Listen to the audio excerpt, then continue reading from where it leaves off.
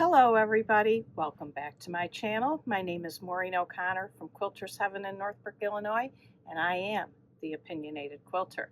Today's episode number 182 is Use Your Scraps, Make a Log Cabin. We're going to go over the different ways you can approach this. But first, you saw this last week. It's the elephant I'm making for my soon-to-be-born great niece or great nephew. And I wanted to show it one last time because now it is quilted, bound, and the sleeve is put on. And the real reason I want to show you this is to tell you, you don't have to be a master quilter. You don't have to be a free motion savant to be able to quilt a small wall hanging or small quilt for a member of your family. Super easy and fast, just some straight lines. I did a 1/4 inch in from each one of these seams and then went around a few times. It did not take long at all. It probably took me longer to figure out where I wanted to do these horizontal, why do I always mix horizontal and vertical up? Vertical lines, where I wanted to put them, because of the trunk, is a smaller section than this. And once I decided where I wanted to put them, it's straight lines. Don't be afraid of quilting your own small pieces. You can do it, and everybody will love your work. Now, let's get to the episode. I made the log cabin here behind me with the log cabin trim tool from Creative Grids. This one is the 8-inch log cabin trim tool, and I've used this on several quilts, so it's not like I bought a tool and used it once and never used it again. This does come out fairly often. The thing on this one is it does have you make a larger square for the center, and it makes a beautiful block. These are all strips from a different project that were left over, hence a lot of continuity. And then I did take the cream side from the store, so it was an additional purchase to make this quilt. But I really do love it, and I love making log cabins. But now I wanted to make a log cabin that used leftover 1.5-inch strips. I like the 1.5-inch, or I should say 1-inch finished log size. So I went to my 1.5-inch full width of fabric pile, and I pulled out lights and darks. And so I ended up with this light side, dark side to make log cabin. I didn't want to have to take anything from the store. I wanted to make it entirely from my 1.5-inch strip pile. Now I haven't made enough blocks to see if I have enough to make a quilt. I may have to dip into, find some stash pieces. I may have to look at my 2 inches or 2.5 inches and cut them down to the right size. That's not ideal for me. I want to use all 1.5, but to get enough to make a quilt, sometimes you have to do that.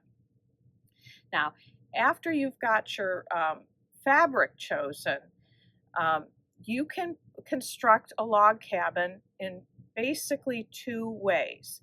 Some people say you should always cut your pieces to the precise measurements first. Trudy Hughes says that. Judy Martin says that. 2 people in the quilting community that I regard very, very highly. That's not my preferred method. So that just goes to show, again, you have to make the decision that's right for you. I showed you last week strip piecing for the pattern that I rewrote. I like to do the strip piecing method to make the log cabin. And I'll show you in the end here at the bottom why. The first thing I do is I pull 2 strips, one a light, one a dark, sew accurate 1/4 inch seam allowance, and press open. Then I cut to my 1.5 inch pieces, and then I take those 1.5 inch pieces and sew on to the next piece. Now, if you're not familiar with log cabins, you have to maintain consistent whether you're going around clockwise or counterclockwise. I go, do I go clockwise? Yes, I go clockwise. So when I add my cut piece to the next piece, I have the piece I added most recently at the bottom. If you start having them at the bottom and then the middle switch to putting the most recently added piece to the top, your blocks will not be constructed properly. You must maintain consistency. So after I take this, now the center is the yellow. So the yellow in my block goes like this. So my first dark needs to be added up here. So in order to accomplish that, you need to put your yellow at the top, your dark at the bottom, and then I sew those all the way down the end of the strip.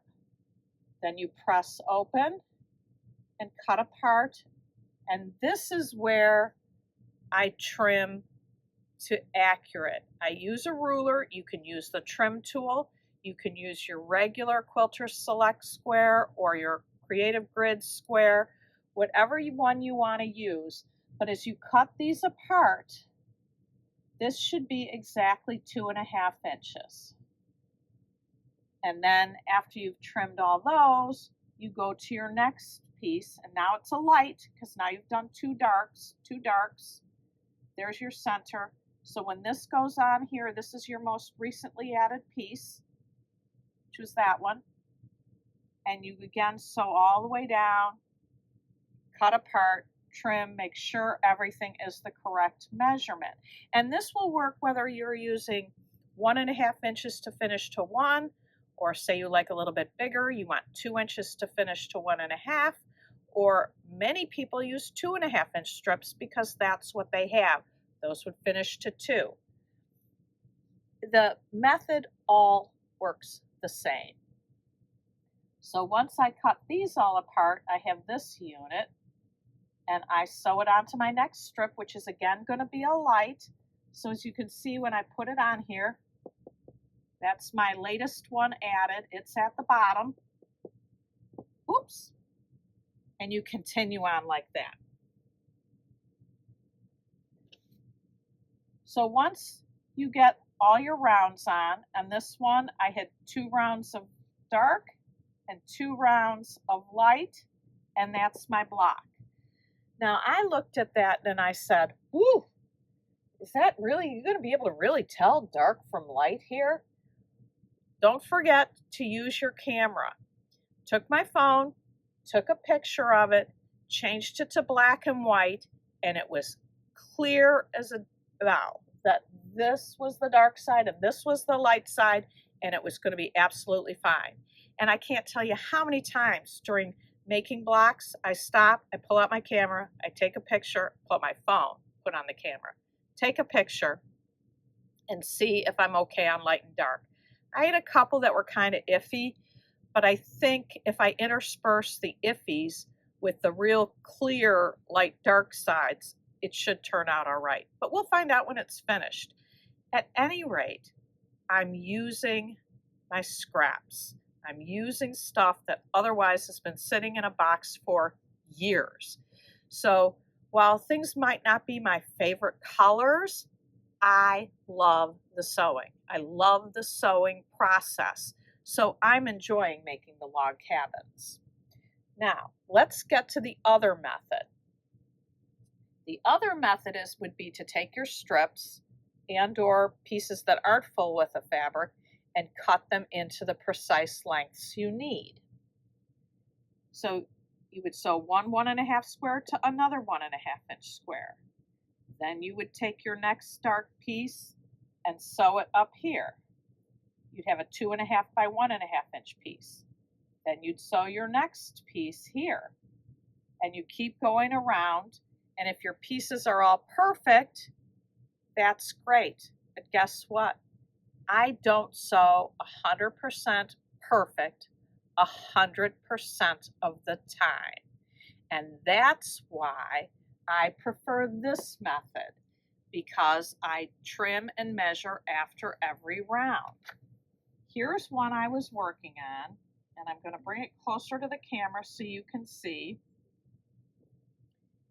And I was putting on this log here. And as you can see, I'm lined up here fine, and up here at the top, there's a gap. Something is not exactly quite right. So I end up, even doing this method, I press and measure and trim and check. So the idea of cutting the logs the precise size is so that when you sew it on, they all match up perfectly every time. It doesn't for me.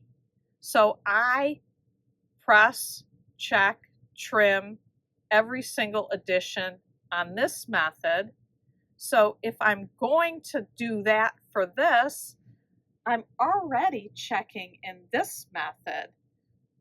So why would I cut them all to the right size? That's a whole step that I don't need to do, because I'm going to do it here and I'm going to do it here. So it doesn't make sense to me to cut the pieces to the exact perfect length. If I sewed perfect 100% of the time, then this method would work, but I don't. So if you're a better sewer than me, then this could work for you. I'm not sure where I'm wrong with this because I haven't checked it yet, other than that piece didn't match. But at any rate, whatever method works for you, if you can use your scraps to make a whole quilt, that's a good thing. Get them out of your scrap pile. Don't leave them for your kids to have to take care of when you move into the assisted living or when you pass away. That's my goal. I want my kids to have nothing they have to take care of with regard to my craft. Is that the episode? I think so. When I get enough squares made to show you, I will bring it out and show it to you. But for now, I've just got a pile of blocks partially made. I'm just sitting working on them. So when I get enough to make a quilt, I will show them to you. Okay, that's our episode. Let's get to the winner of the giveaway. The winner of the Fat Quarter Pineapple Bundle is Jackie Beck-S8N. Please send me your mailing address to quiltersheaveninc@gmail.com and I will get that bundle right out to you. The new giveaway I just found as I was digging for things to give to you is this assortment of fabrics. It's so beautifully folded that I didn't want to take it apart and measure the pieces. So I have no idea how much fabric is in here. This pink looks like there's quite a lot. I don't know if there's the same amount of the other go-withs, but look at how pretty those go together. So again, I have no idea how much fabric is here, but they look lovely, and I'm calling it Pink Gray Assortment. So if you would like to enter to win this bundle, you all know what to do by now.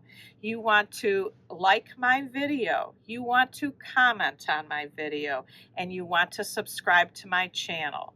And put in the comment at least pink gray assortment, some combination of those words all work. And also in the comments. If you have any ideas for episodes, I'm always looking for ideas, so please keep those coming.